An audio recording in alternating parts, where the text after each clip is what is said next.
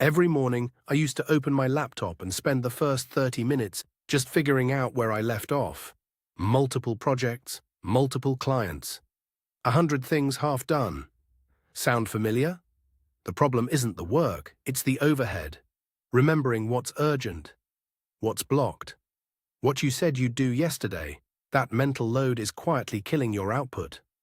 1 month ago, I switched to building my own, an AI chief of staff that lives in my Telegram. Powered by Claude, running on NanoClaw. Open source, each agent in its own secure container.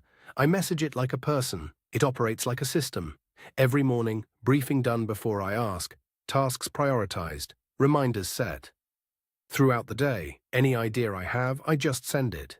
It captures everything, helps me brainstorm, does research, drafts messages, tracks projects. All in one conversation. A month in, less decision fatigue, no lost ideas, roughly 2 hours back every day.